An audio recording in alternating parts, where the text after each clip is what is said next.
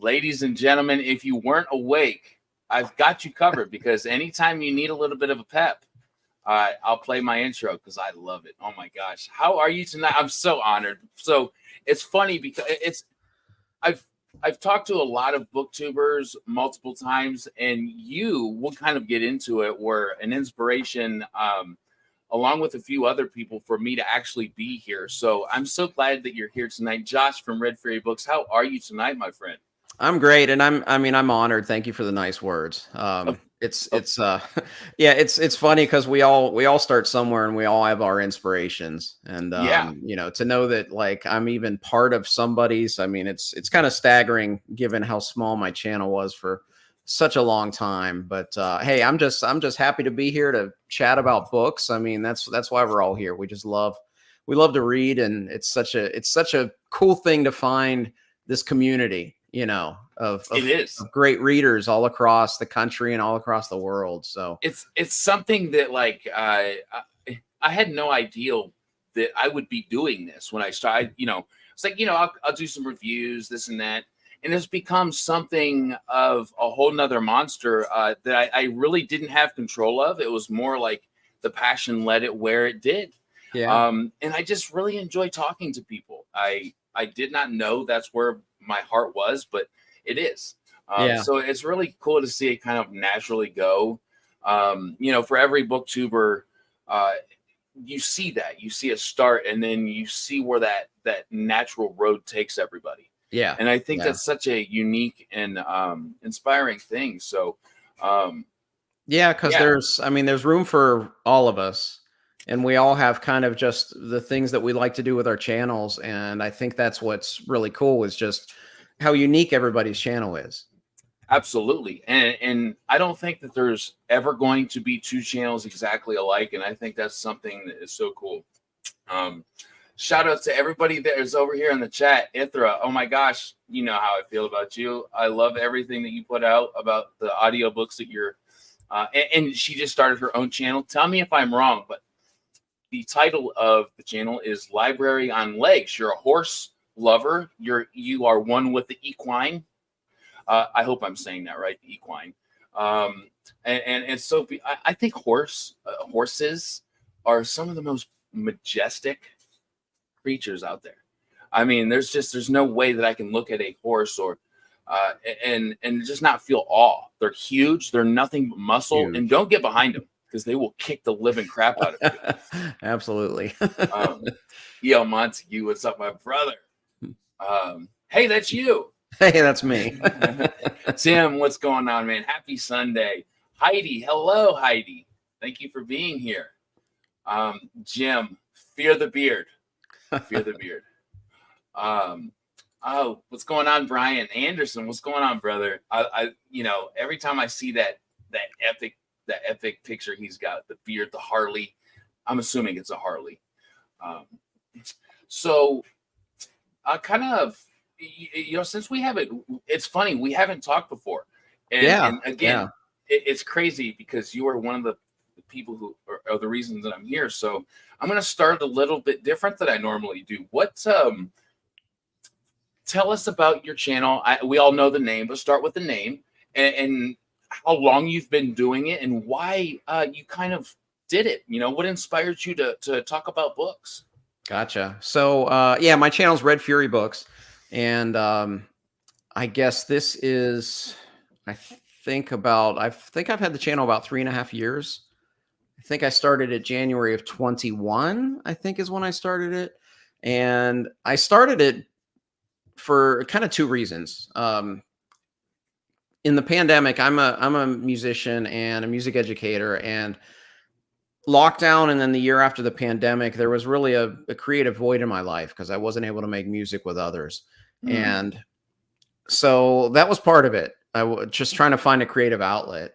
And the other side of it was also just coming out of that time. I wanted to look back and say that here's something that I did, during the pandemic that is tangible that I can say that I did, not just like, I learned how to make a really great Manhattan, which is true, but I wanted something like tangible to show like, hey, here's something I did coming out of the pandemic that I didn't just, sit at home and gain the COVID-19 pounds, Sure.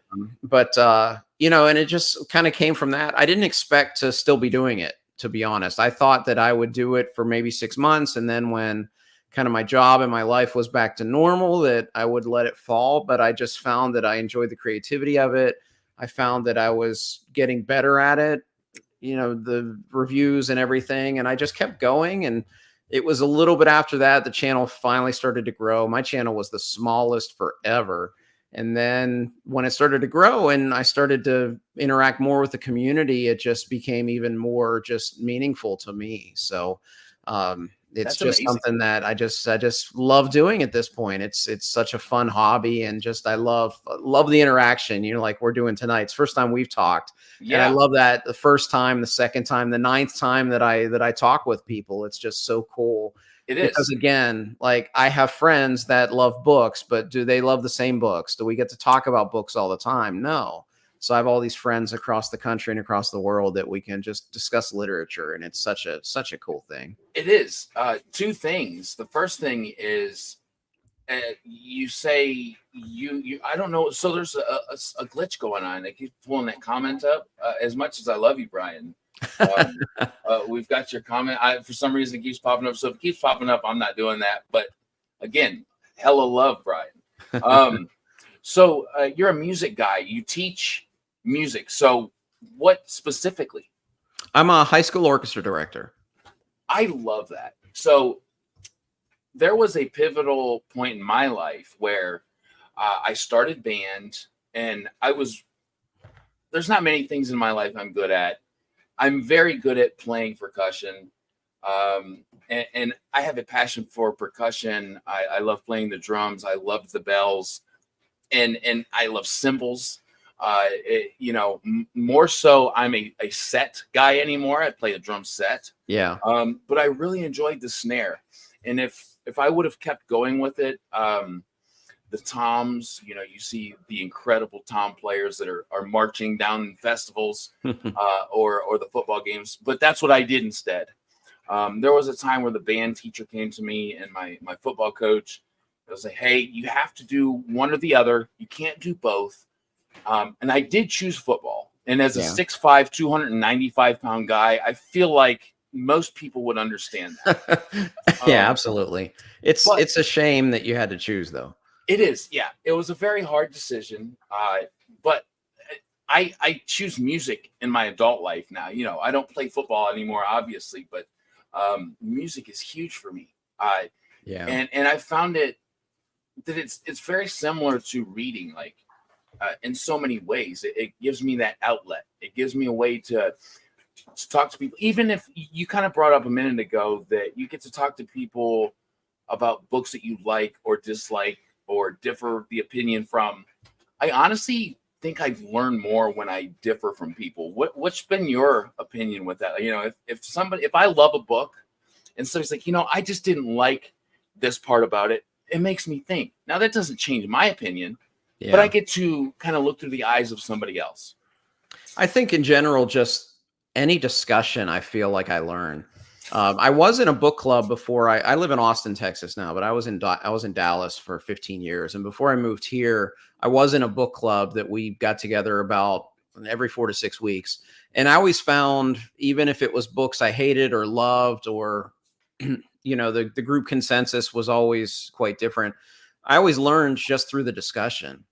And I enjoy that when I do that. I just filmed one. It'll be on Philip Chase's channel later this week. We talked about Deadbeat, Jim Butcher, and him and Ben from Books with Genghis Khan and I. And it was great. Even though I just read the book and we all love the book, I learned so much just talking with those guys about it. So I think it doesn't matter whether it's, you're positive or negative on a book. I think just delving into and discussing and hearing other people's ideas, I think just can't help but just enrich the experience, at least for me. Yeah, I think the moment that comes to my mind is it's crazy. So I have not been a reader for very long. I'm 34 in November. I started when I was 29. I'm a new reader still. One of the very first fantasy books I ever read was by R. Scott Baker, The Prince of the Darkness That Comes Before. Yeah. Hell of a book to start your journey with. Let's just put that out there. I would not recommend you starting with that book. Sure. But I'm glad I did, because I was talking with I'm so bad with names. Oh my gosh. I'll remember her name just momentarily. Her and Philip Chase do a lot of stuff. She's got dark hair. Joanna? Joanna, yes. Okay. Thank you so much. And we were talking, and that book just got brought up just kind of lightly, and we had such a profound discussion on it. All of a sudden, it wasn't planned. We got a lot of the same messages from the book. I guess I'd bring that up because you just never know when those moments are going to happen, and those are the most exciting. And I also like when you talked about how during COVID you didn't have that creative expression, and those of us that find that to be I don't know, for me it's dire for me to have that expression, because I find it hard to relate to people in ways that aren't creative. So to have that is very important for me and my mental health. So I'm glad that you covered that. Yeah, for sure. It's part of, for me as a musician, it's an integral part of who I am, and not having that ability to make music with others. I mean, I can play, I can play by myself all day, but it's just not the same. So I was definitely craving that. The goosebumps come when everybody comes together in an orchestra, right? A lot of times when it's good. Yeah. It's not something I have a lot of knowledge in, but when I hear, very off topic, maybe it's not. I've been playing a game I've been obsessed with called Elden Ring, and their soundtrack is just, it's there. It's like the most epic soundtrack ever. And when I hear those songs, guys, so let's just say we're fighting a boss. I put myself in that room, and to just imagine being one of those creators, whether it's a string or a brass or percussion, it brings a lot to me. And I'm so happy to hear that so many people get that same kind of joy. What's going on, my guy?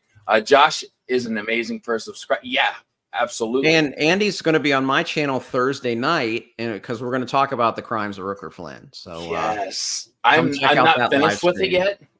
I'm not finished with it yet, but I am in the middle of it, and I'm loving it. And I hope you're still here, Andy, because we've been playing phone tag for like 2 weeks, because I'm doing this thing on their Discord in August. Yes, I'm still doing it, but with 4 children, we have been playing phone tag. So I just wanted to make sure that if you're still here, you're hearing me. Looking over here at the comments. What's going on, Corey? Good to see you, brother. What's going on, man? You're good at interview. Oh, I don't know. I think that he's talking to both of us, because you're wonderful as well. Heidi, Ithra, oh my gosh, I'm so glad that. So the other day, I got to finally, me and my wife, go to a convention. I saw some of the pictures. Yeah. It wasn't like a Comic-Con, what have you, but I was invited by Mike Molman. He's like, hey, I'm going to be coming around your way in Ohio, Columbus. That's only an hour's drive. I say, of course, I will zip up there. But that was the first time me and my wife have done anything as far as, having authors there and signings. And I just had a blast. I got to meet, it's funny. The moment I walk in, I see a guy and I'm like, babe, that's Christopher Beelman. And she's like, who's that? She's not a fantasy fan. And I'm like, I'm doing the stalker thing. I'm like kind of looking at him like, I was like, oh, you know what? I'm gonna regroup. I ended up finding him later, buying the Daughter's The Daughter's War. Yeah. And having him sign it. And then John Scalzi was there as well. So I just had a wonderful time. It was a very, very impressionable first time. Yeah. Now, have you been to any conventions? Have you done any of those? I have not. I almost it was just kind of random. I went to so in Austin we have the largest independent bookstore in Texas Oh, called the Book wow. People, and I try to shop there as much as I can, even though I'm in the suburbs, so it's about a half hour away. But I was going down one night and I look on the marquee and Travis Baldree was going to be there, Uh but he got sick and canceled. So I huh. almost just randomly ran into him, but I haven't. I would definitely want to. I wish I had signed up for Dragonsteel because hearing that Robin Hobb's going to be there, she's my favorite fantasy author. So I would have loved to have known that ahead of time. I would have gone to Dragonsteel, but I just started Assassin's Apprentice. oh, nice. Just started. That's so I bought it a long time ago. Like before my channel, I knew, I binged Mike, I binged you, I binged Matt's fantasy book reviews, binged Johanna, and I took what I kept hearing over and over again, and I was like, these are the ones I need to have on the shelf at least. Not maybe they're not read yet, but I need to Yeah. have these on the shelf. And I found Assassin's Apprentice, the illustrated edition, Oh, nice. and it's gorgeous. But Yeah. I'm diving into it, and all of a sudden, I'm understanding what people. So I hear slow burn, which Yeah. does not throw me off. That is my favorite type of book. I love the accumulation of knowledge or lore or character quirks or what Yeah. have you. So as Robin Hood being your favorite, I'm happy so Yeah. far, and I cannot wait to continue. Yeah, I mean, it's a slow burn as far as plot is concerned, but you do get so much more, especially in terms with character. I mean, I don't know anybody better, honestly. She's just so good at characterization, but meaningful world building as well. And yeah, I love everything Hob. Realm of the So Elderlings is the Lord of the Rings has been my favorite fantasy series for about 40 years until I finished Realm of the Elderlings and it wow, dethroned it. Yeah. that Hobbs Hobbs the best as far as I'm concerned. I was thinking, and it's where I was just driving, and the kids are screaming in the car, and I don't get a lot of time to just think. But all of a sudden, I had this thought. I said, "Can you imagine being Robin Hobb? She started this journey like so many other people, and to see the success that she's had, the meaningful part in so many people's life that she's had. Can you imagine just being her? So imagine being Robin Hobbs going through Walmart or what have you. And she's like, what did I do right for this to happen in my Yeah. life? That has to be incredibly special. I mean, it has to be. Yeah, for sure. Well, and I think any artist, they recognize that, you know, they get to that level of success, but they also know that there are people that have tremendous amount of talent that never reach that amount of success. So I know that you always see a lot of grateful artists, musicians, Yeah, authors, for sure. 100%. Um, and it kind of leads always to the same thing for me, at least, is that foundational story. And that's kind of the next question I have for you, Josh, is um, did you start as a young man reading? Is that new, or has this kind of always been something you've done as been a voracious reader? Yeah, for me, I've always been a huge reader. I don't remember learning to read. You know, I could do that before I went to school. And I remember when I started kindergarten, I was like a certain part of the day, I would go to the first grade so that I could be with the reading group there. And I did that all through elementary. I was kind of like a grade ahead in reading. So it was an early kind of source of pride for me, Yeah. because it was something I was good at, but it was also something I enjoyed. I mean, it's not a sob story or anything, but my parents divorced when I was very young, Hmm. an only child, and I found time on my hands and I just discovered reading. And it was just a hobby that I just loved doing from very early on. And elementary school. So I've always been a huge reader. The only time it kind of sagged was just when I was in college. I didn't read for enjoyment quite as much because I just didn't have the time when I was reading. Music theory is one hell of a class, right? Yeah, right. Music theory and musicology and all of those courses and everything. I was still reading, but I was reading less for pleasure, except for summers, basically.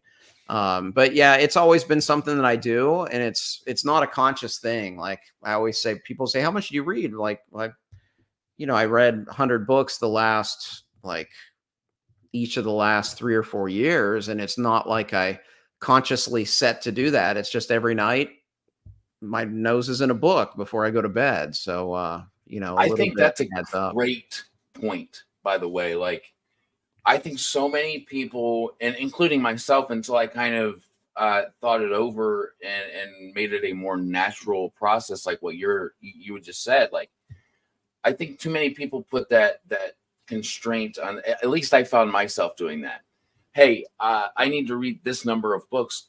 No, like, do what you want to do. Like, at the end of the day, do what you want to do. If you want to read this, read that. If you want to read as many books as kind of challenge yourself, that's another thing. But when it comes to just like the passion of it.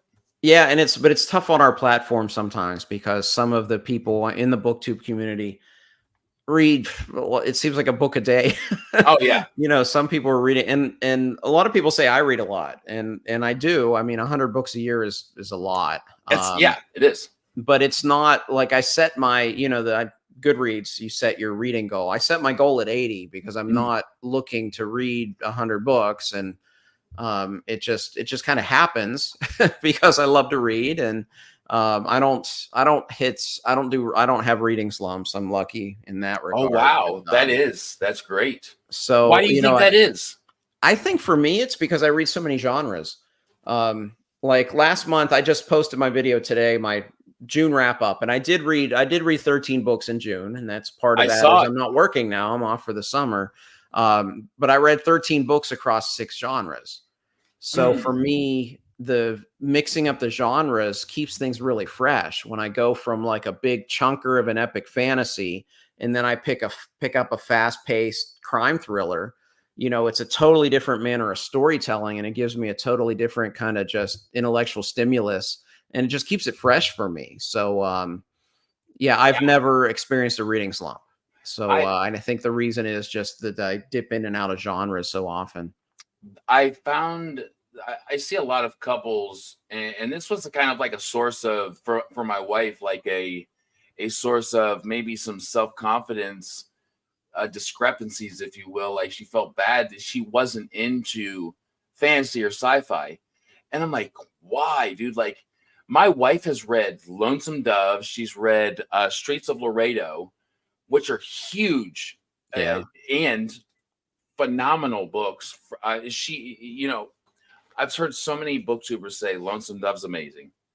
And then I hear my wife, and this is fresh for me, say, you cannot read Lonesome Dove unless you also read the next books. So that was incredible for me to hear from my wife, because, I hear Joe Abercrombie tell me Lonesome Dove is his like favorite book, and all these people that I look up to, oh, this is a great book. And then just also hear my wife, yes, I loved it. But I can't imagine not reading the next book as well. And then she's going to finish the I think there's 4 or 5. Yeah, 4 of them. Yeah. And she's like, I can't imagine not finishing it. So that was a fresh perspective. But the reason I bring it up is I find myself having less of a reading slump because I take into consideration what my wife's reading, or I wish I could say my dad, but I've tried. He's like the hard-nosed, like, mechanic type dude that's like, I can't read. And he still has one of my books, and it's actually like a novella, and he still hasn't made it through in like a year. But I guess what the reason I bring it up is I think you make a wonderful point. Find those genres. I just started The Terminal List by, was it Jack Carr? Yeah. Oh, phenomenal. Oh my gosh. I was just breezed through it. And that helped me. Again, it helped to cleanse that palate after a huge John Gwynne book. Yeah, and I think that's the thing too. Those of us that read those big works of epic fantasy, for me, I can easily see the slump or the burnout happen if that's all I was reading. Yeah, because it's tough, when you're dealing with these worlds that have dozens upon dozens of characters and history and lore, and you're dealing with all of that. It's refreshing for me to go to just a fast-paced, plot-based crime thriller or something like that, where I don't have to kind of flex those intellectual muscles. I can just kind of be along for the ride. So it goes from like the epic fantasy that I get to imagine. Oh, speaking of the wifey, y'all got, yes, she got the 4 munchkins to bed. Awesome. Thank you, love. We have 4 children, all 5 and under. Wow. So they're very close. She's a gangster. I get them to bed. But so you get this world building, which is something I love. The character building, something I love. But I think another ode to kind of what you're saying and the point you're making, if I can jump to a book that is what I experience 90%, like his day-to-day in this book is my day-to-day, except he's like, obviously doing other things that I don't do. But I can relate to it a lot easier. I don't have to flex those muscles over and over and tire them out. Yeah. That is so important, at least for me. Yeah, absolutely. And she says, Lonesome Dove is a must read. If you like books at all and don't read that book, you're missing out. Yeah, she's not a Western fan. My wife reads Frida McFadden like almost exclusively until she runs out of books. And Frida McFadden is that thriller, murder mystery kind of, psychological thriller type. She's wonderful. She's actually an indie author. Yeah, I think Lonesome Dove transcends genre, because I've talked to so many people that have read that book that don't read Westerns, but love that book because it's so good. It's about people. And I always pitch it to fantasy fans that it's like an epic fantasy, because you kind of have a fellowship of characters and they're on a quest. The setting just happens to be the American West, so I'm a mood reader and she's not, and she finds it so hard to believe that I'm 25% done with Lonesome Dove. Yeah. And then I go to a different book because that is not her. Yeah, we all have our process, right? Yeah, and mine is so messed up. I am currently working on that because it doesn't necessarily work for me. I pick up lots of books and start them, and then I'll finish them kind of all at the same time, but I often miss things. If I'm reading 2 epic fantasies, I don't think one or the other gets as much attention as they should. So again, I'm kind of still being somewhat new to this, trying to hone in on that read one story at a time, because I think it will make that story much more vivid and rich. Yeah, I mean, everybody's different. I know people that can read a lot of books at once. I struggle with that. I have more than one going on at once, but there's usually like one main novel. And then the other things is I might have I always have a short story collection, because I'll often read a short story between novels, things like that, and just have a short story collection going on over a couple of months. And then I'll often have an audiobook. So kind of the medium delivery is a little different, but as far as like books, I usually only have one like main book that I'm reading at a time. And that works for me, but I know people that can have multiple. I have an uncle that his whole life he's read like 3 books at a time. No, see, like I try to do that. It just doesn't, it's not been working for me. So it's hard. It is, and I often, I'm reading those epic fantasies, all 3 of them. And it's kind of like, I have been changing that up. And one of the ways is to split the genres up, kind of what, exactly what you were saying. A question that I have never asked anybody else, not that I don't think anybody else has an idea of it, but I feel like you have a much better idea of what this question is. For me, I've been reading for, going on 5 or 6 years now. I started with some pretty deep books. I have a pretty good understanding of those books. I have a pretty philosophical mind. I don't think I'm at Gene Wolfe's page yet. I don't think I'm there. But as far as classics go, where is an entry point that you would say for a guy like me? Well, the entry point I usually give for people if they haven't read fantasy is David Eddings, the Belgariad, because Eddings just embraces all of the fantasy tropes. Okay. I mean, there's like all of the fantasy character archetypes are in there, and then the Fellowship and the Quest and the Chosen One and the Dark Lord and all of those things, they're all in there. I don't always recommend Eddings to seasoned fantasy readers though, because they'll see it so tropey and they won't enjoy it as much. But people new to the genre. So, but you're kind of like in between there. You've been reading a little bit. So I don't know if Eddings would work for you. I'm a tropey guy though. I love a tavern. I love a reluctant hero kind of, I'm a huge Ryan Cahill fan. I'm a huge classic fantasy lover. So I'm going to definitely try it. I mean, I would give it a shot. You'll probably know pretty early whether it's going to be something you enjoy or if it's something that you'll just bounce off of and go somewhere else. I think a classic one that I think not enough people talk about is Ursula K. Le Guin's Earthsea Cycle. I think those books are fantastic, and I think they're very underrated, and they're very, very much less tied to the tropes as a lot of other classic fantasy, and they feel a lot different. And her writing is just incredible. Lately, I've been hearing a lot about Le Guin from a couple people I talked to on Instagram.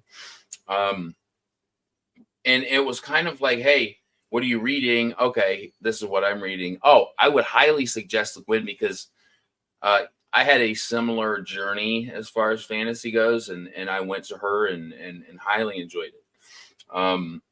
So she's on my list.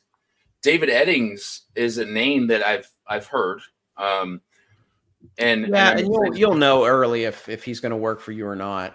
I always recommend him for newbies just because but it's good. It's solid storytelling. His first series, at least, he kind of went back to the well too many times and tried to do the same formula for all of his subsequent series. And it's just, there was a point of diminished returns there, but I still do love the Belgariad. But classic voices. There's one that I've just recently started last year for the first time. I read David Gemmell for the first time. Oh, David Gemmell, yeah, legend. And his style of heroic fantasy, it's right up my alley.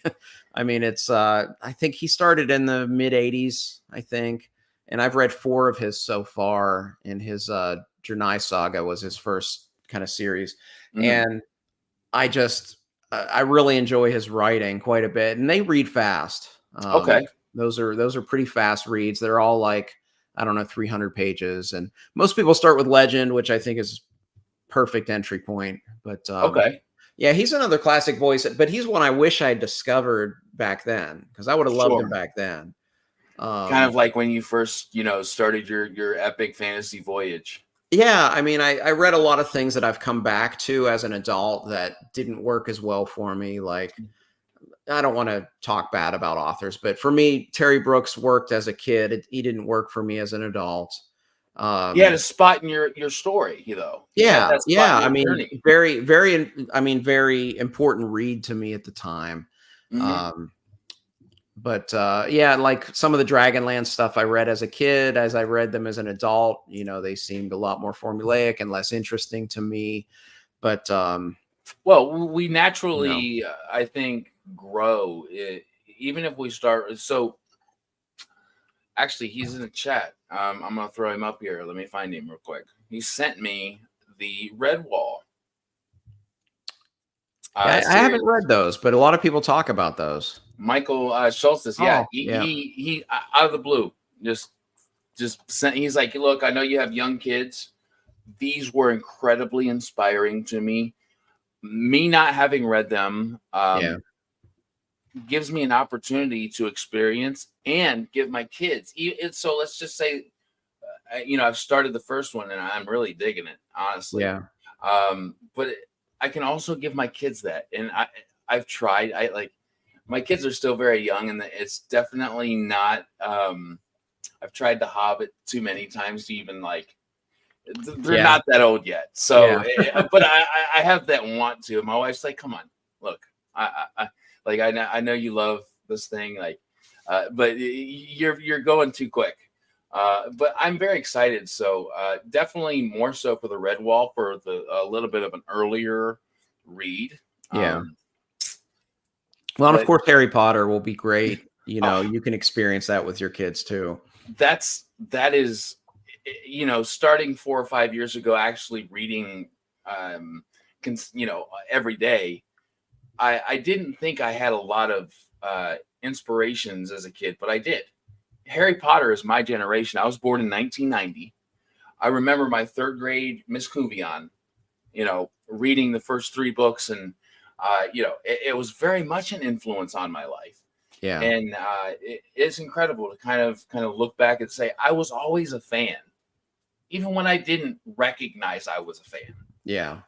Um, One of the things that I noticed, I think it was the first thing before kind of diving into your, whether it was a review or a short review, which I think you do wonderful at, was your travels. What, when did you start traveling, and where have you been? I just kind of want to know more about that, because I think that traveling is one of the best ways to know and gain knowledge of so many different aspects of life that aren't necessarily yours or my day to day. Oh yeah, discovering culture is such a Oh, great aspect of traveling. But yeah, I just got back from Europe on Tuesday. I was there 16 days, did 6 countries. It was a tour with a music group that I was one of the conductors for, and we started in London, went to took the ferry over to France, which was great, and then Switzerland, Austria, finished up in Germany. It was fantastic. But yeah, I've been to about a dozen countries at this point. Probably my favorite, and probably what you saw on the channel, was I did a travel log. Not I've actually been to Japan twice the last year, that's but it. the last summer, that was the one I did a travel log where I was there. I was reading the works of Haruki Murakami while in Yes. Japan, and it actually, I think, knowing more about the Japanese culture, having traveled there and learned more about it than probably the average person, I think has definitely helped me understand that author quite a bit more, because he is very inherently dealing with Japanese culture in just about all of his books, even though it's magical realism and everything. So but yeah, I mean, I love to travel. It's literally what I save all my pennies for, is being able to travel as much as I can. Now And I know international John travel Morrow's. is probably my favorite. Um, I just enjoy that quite a bit. If I ever get the chance, and I've told my wife, and I think she's finally on board. I mean, she was never not on board, but I think she had the other countries first. But I think Mhm. I've talked her into Japan. That is my destination as far That's as food, Yeah, culture. well, yeah, the food for sure, but Oh, it's definitely my number one place I visited. I always say that every other place I've traveled to has a certain feel, and Japan feels like a different world. wow. In a good way. It just feels so unique and just so different from anywhere else. Oh, Um, I didn't have an interest until I saw. So my cousin, he lives in San Francisco, and his wife also obviously lives there, and they do a lot of things that I have no understanding of. She's an anime and video game creator, and he does things on the internet that I couldn't begin to tell you what it means. All I know is that it's very technical, and he's doing well. But they, for work, every year get to go and uh, hang out in Japan and have a wonderful time. And he has convinced me through pictures and phone calls and texts, just how beautiful of a yeah, place and culture rich. it Um, is. And and the I'm the a foodie. people are just so accommodating and so nice and so mindful of you. And yeah, it's just It's funny. I have a list of places I want to travel to, and of course, top of the list are places I haven't been. But at the bottom, I always just have listed always Japan, because that could always be an option of where I want to go. Like I always want to go back to Japan. So, And it says a lot, because having had that experience, to continue to want to have that experience again is so special. yeah, And very influential. yeah, Um, for sure. so as far as books that maybe, I'm going to say recently, but as far as a time, maybe in the last year for you, what are a couple that really just, took you, that really just had that impact on you? It doesn't matter the genre. In fact, I would love it if you had a couple different genres. So, well, my book of the year last year was A Song for Our Bond by Guy Gavriel Kay. Oh, it's on the way. I literally just bought it. I can't stop thinking about that book, and I may reread it this year, and I never reread something that quickly. That book just really spoke to me. I mean, I love Kay's writing. Kay is maybe the most underrated fantasy author out there, because Gavriel. he should be in everybody's like top 3 list. I think he's that good. I think he doesn't have the same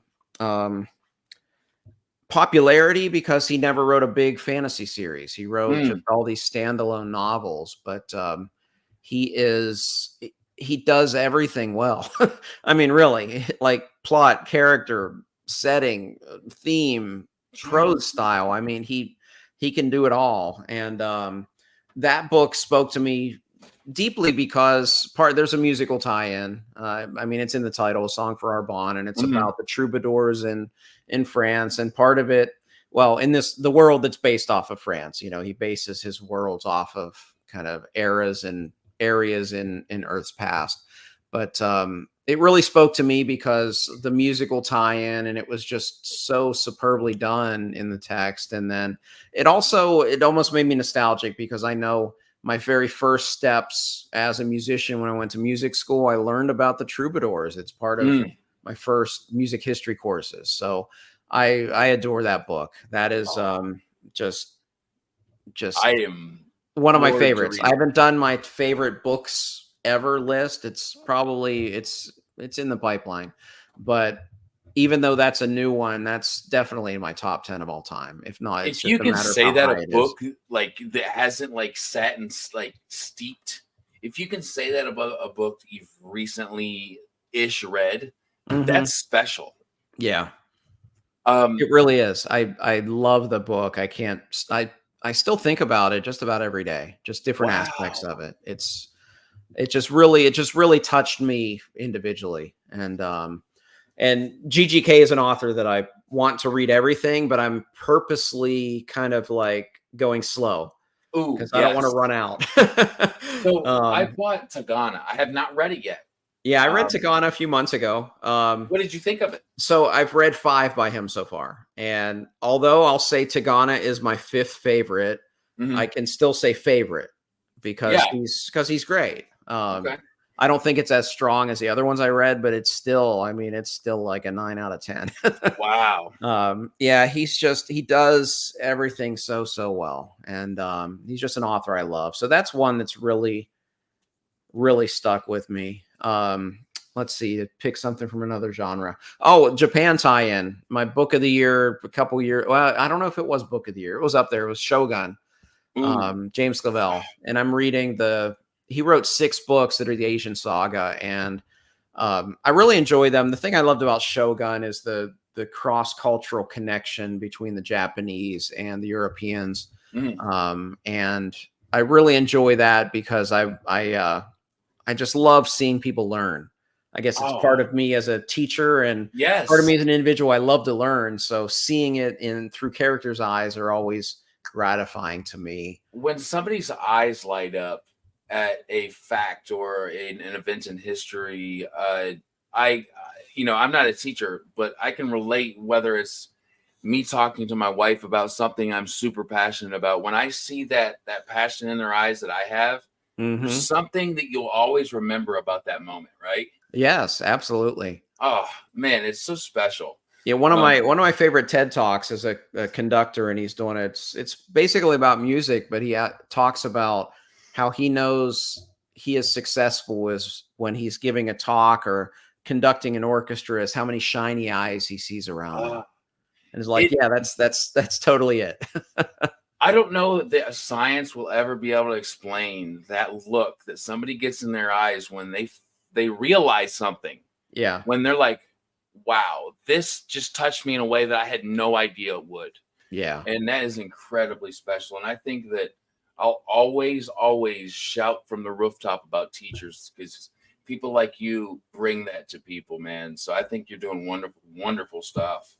Um, I was, Shogun. That's it. Shogun. So that has been something more recently on my radar, but I cannot for the life of me understand how to buy the books. I don't know why. It sounds weird, but it is there an all-encompassing omnibus, or are there 6? no, it's six separate books because they're huge. I mean, Okay. Shogun, the version I have is 1,300 pages. Yeah.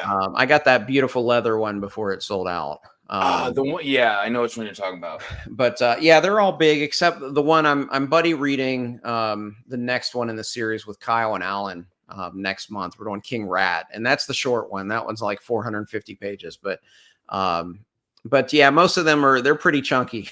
So what is the first one called then? I guess Well, it depends. Shogun, if you're looking at chronologically, Shogun is the first one.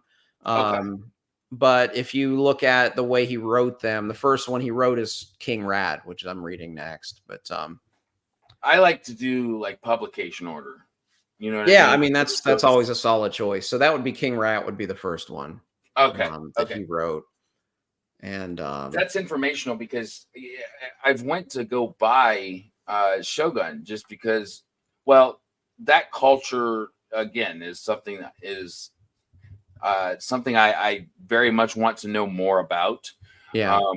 But having heard the name Shogun and the books, I've heard it. I just never really gave it a lot of thought until recently. And I think it has a lot to do with the show. I haven't watched the show because I want to read it first. Yeah, the show is really, it's superb. It's extremely well done. I've heard it, Yeah. and it's hard not to watch that, right? It's Yeah, hard right. not to like to dive in, because those short moments I get to kind of like be influenced by something or inspired by, it's hard not to dive right into that. But I really, really want to experience the literature first. Yeah, I think so, because you'll get a lot more depth, especially in terms of like character motivations, because it's, it was written in the 70s, and the big kind of the literary style at the time was the third person omniscient, or you're head hopping a lot. So you get a lot of motivations from a lot of different characters very, very well. So, Heidi, I saw this comment, and holy moly, did Mike Shackle just knock it out of the park with that, or what? Just as far as grimdark goes, there's two different areas for me. Like, there's Mike Shackle's type of grimdark, where there's a reason and there's nothing really done for shock value. There's part of a story, and then there's that grimdark that is just violent or sexual for no reason, that I just kind of put down because I can't gain much out of that. In fact, it kind of gives me a sick feeling, because I don't like just the shock value. There has to be a reason. There has to be a deeper meaning. There has to be a story about it. But Mike Shackle, I think, is doing great stuff. Now, I have not finished the series. I'm only done with the first book, but I can't wait to get to number 2 and number 3.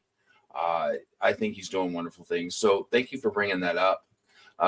Garthok, yes, I have the miniseries too. Oh, so I think they're talking about the Shogun miniseries. oh yeah, there was the one from the 80s, which I haven't seen that one, but I had heard it was good. I mean, it was a really very popular at the time, but I'm the excited. The new one is incredible. And that's done through FX, right? Yes, yeah, and they do wonderful work. yeah. So a couple questions that I kind of brought up to you before we came on. As far as indie authors go, what's something you think they're doing really, really well? So I talked about this actually in my video that posted this morning. I just read Sort of Kaigen for the first time, and it was book of the month and shortlist for book of the year. It's just so fantastic. The one thing I talked about that I really enjoyed is I like the kind of unorthodox structure in that you had the tremendous amount of falling action at the end, which probably an editor at Random House or one of those places would have cut it to pieces. But I felt that was what the book was really about, was the aftermath of the big event in this book. I think in general, what I like most about what I see with indie authors is that they can be a little bit less conventional with what they're doing, because they can just kind of follow where their story follows. They don't have to follow publishers' norms and things like that, because, you know, publishers have certain things that they have to do. And a lot of times I think they will not accept books that might have an unorthodox structure or a different kind of world building or a different kind of protagonist or things like that. So for me, that's the thing that I enjoy most about kind of indie authors, is that I think in many ways the storytelling can be more bold and more brave. That's what I've enjoyed most about the best of indie, mostly fantasy. I haven't read much other indie authors at this point, but I have an historical fiction. An author sent me on the shelf a couple that I'll be delving into soon. So, you know, Now, I'd definitely like to do that. Now, what about the opposite of that, where you feel the indie author community could do a little bit better? And this isn't a negative thing. This is just something that, as a reader, I think that we're allowed to have an opinion of, and I think it's constructive. Yeah, so I'll bring up, I won't name the author of the book, but I'll bring up just an example of something. I reviewed an indie book several months ago, and this is when I was still giving stars on I don't do starred reviews anymore. I do them on Goodreads, but I don't do them on the channel.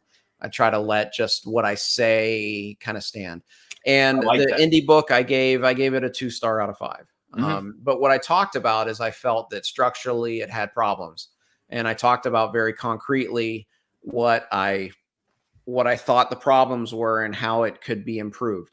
And the author actually reached out to me and thanked me and said that he was actually going to kind of revamp what he was doing based on my feedback. Wow. Which I was flattered for that, because I try, you know, the biggest thing I always try to do is I always try to be very respectful, you know, in my reviews. The only time I've ever given a rant review was an Orson Scott Card book that I couldn't. Anyway, but especially with indie authors, I feel that, you know, this is their passion. They're not making much money on this unless you're a Ryan Cahill. Yeah. You know, you're just doing this because of your love. So I try to treat that with as much due respect as I can, because who am I? I'm just a guy, like Mike says, I'm a guy with Wi-Fi. You know, it's like, I'm not a trained reviewer, but I'm a seasoned reader. So I always hope that my feedback is, you know, accepted and concrete. So I think just generally, just to circle back to your question, I think the biggest thing is, there's always going to be an inconsistency with indie authors and the quality, because some of them will have great resources and some of them won't. Some of them will be able to hire developmental editors and some won't. I think the biggest thing that I think most indie authors, if they don't do, that I think they should do, is just employ beta readers to read through their stuff and to provide feedback. I mean, if Brandon Sanderson does it as big as he is, I think that indie authors should try to do that as much as they can. Because I think just getting that feedback, and, you know, the full disclosure, you know, Andy's going to be on my channel Thursday, AR with him. I was one of his alpha readers for his series before it came out. So several months ago, me and 2 others, Esme and Tiago, we read through his stuff and we gave him feedback. And, you know, he made a few changes here and there.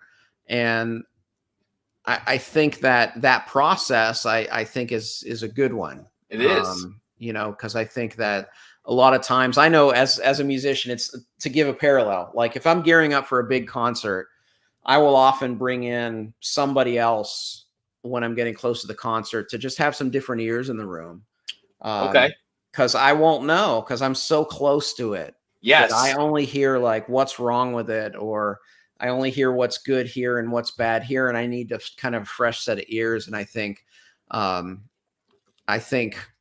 as an author, getting a fresh set of eyes, I think is Yes. good. And Andy even said that one of the three of us, it wasn't me because I loved Blackjack, that he picked one of us because they were critical of his first book, and he wanted that critique.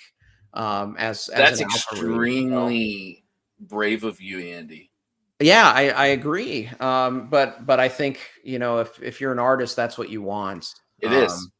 That's what I always said when I was in music school. I hated the professors that were like, "Oh, that was really good. Try this." I like the ones that were blunt, that were like, "Listen, if you go on a gig and you play like that, you're never going to work again." Wow. Yeah. I mean, So, what better you know, construction? It's kind of tough love, but I mean, if you're an author and you're bringing a book to the world, you want it to be the best. So I think, I don't know, It's just almost like getting eyes on it, I think is valuable. It's almost like, and I've given similar like feedback, and it's not easy. Like, it's not easy as somebody who finds passion through reading, and then you have somebody trusting you for feedback. Yeah, that is not easy, and there's a correct way to do it. And I think, I don't remember who said it to me. You can be kind without being nice. yes, And be respectful without giving always positive feedback. So yeah, I think that the way that you tackle that is absolutely wonderful, and the way to go about it. And I don't know if it will ever be easy to give constructive feedback to somebody as a reader if you notice something that could be done better, because there's people putting trust in you for that opinion. And also, as that individual, it's not always easy to say, "Hey, I think this could be done better," because you know that the person hearing that is going to be like, "Oh man," you know, but you're hoping that sense of, I guess, maturity. yeah. And I think the approach too, like with any of those, like the author that reached out to me, or, you know, working with Andy with his book, my approach was never, "You need to change this." Mhm. My approach was always, "This was unclear to me here," or this didn't quite work for me. I'm not sure why. And then leave it up to the artist to figure out, you know, Ooh. how they want to do it. Because I'm not a writer. I don't know the mechanics of all of that. But I know as a reader, like, oh, well, this chapter, it seemed like there was a lot of info dumping or something. You know, can that be spread out or something like that? So as a reader, I think just I always approached it like that. And That perspective. yeah, and Yeah. but it's also one of those. I mean, I was deeply flattered to be part of that process, so I took it very seriously, and I wanted to Yes. make sure that whatever I gave him, the good and the constructive, you know, notes, was from a place of respect, and that I was, you know, doing my best with it. So, My guy. Yes. You're that's wonderful. That is wonderful to hear, because those of us who find that hard to give the criticism, I feel often are the most respectful, and the ones who want to see the best for that writer or that author or that editor, whatever you're doing, or that musician, all in one. So, man, I'm really, really thankful you kind of covered that, because it's such an important part of. and I think for me, it's been easier because I do have 20 years of being a music adjudicator. So a lot of times in that, you know, your comments are public. So you always want to make sure that you're respectful. And I know, having been on the other side when people adjudicate my groups, I want the truth, but you should always be professional and respectful and all of that. And especially if, like, for me, if I'm judging a group of kids, you always want to be as positive as you can, even Yeah. if you just gave a poor performance, like, okay, let's talk about the good things. Like, okay, let's roll up our sleeves and figure out what we can do to make this better. That's knowing your audience. That's knowing the person who is accepting that criticism based on age range and in the example you just gave. Yeah. But the key to all of this, and this is how I live my life, is respect. Yeah. I love that you said that so many times, because I feel like if in any situation in life, if you give respect, which I was raised to give, yes, ma'am, no, ma'am, yes, sir, no, sir, shake hands. If there's that trust between two people or two groups, what have you, to always have respect for one another, I think that there's no choice between the two groups or two people. It's going to be constructive. Yeah. And wow, that is very, very, very deep ingrained in me. So I'm so glad to hear you talk about that. But it's true. It's just, it's a matter of respect. It's a matter of empathy. Empathy. Yes. Putting yourself in their shoes and just knowing, what would I want to hear? If this were me, what would I want to hear, and how would I approach it? Yes. Oh my gosh. 100%. Hey, yes, I was actually just talking about you, Curran. I was talking about your Ursula Le Guin recommendation for me. So it's good to see you here in the chat, brother. What's going on, Tim? I know you've been here, but hey, Soul Free Wolf? I haven't seen you in so long, man. I hope you're doing wonderful, brother. It's good to see you over there. I guess kind of the last question that I had for you was, do you have a habit as far as your reading schedule, or do you just take the time that you find allotted to you during the day, or do you have somewhat of a schedule? The last thing I do every night is read. So I guess I do have a schedule. But it's not like, okay, it is 8:30. I have to sit down with a book. It's just one of those, at some point in the evening, I sit down with a book, So it is a routine. I mean, I do read every single day. If I'm traveling, maybe it's not as regular, but during the week, every night, I probably read an hour or two before I go to bed. Weekend, I probably carve out some time in the afternoon to maybe read a little bit more. But so I would say there's a bit of a schedule there. And I always do recommend, when people ask me that they want to read more, that's the one thing I do recommend, is try to set yourself up with a little bit of a schedule, whether it's, find a time of day where you can always read, and then just make that your time. Like, I know Mike reads during lunch. I remember him talking about that. Or some people that use public transportation can sit on the subway and read as they're doing that. So I think the routine does help. I mean, I do like routines anyway. I do like schedules. That's what as much as I'm bragging that I've been off in June, I miss the schedule. Yeah. I would be someone that would be cool with year-round school. Just give me like a whole bunch of long weekends. Well, I feel like I can agree with you in that, and it gives me a sense of purpose, as far as structure. The structure gives a sense of purpose. Yeah. The reason I ask is I find very little time during the day. In fact, I've kind of cut out trying during the day because of, my lovely, beautiful, wonderful children. Yeah. And I found out quickly that you'll get very frustrated reading the same sentence 476 times. I'm sure.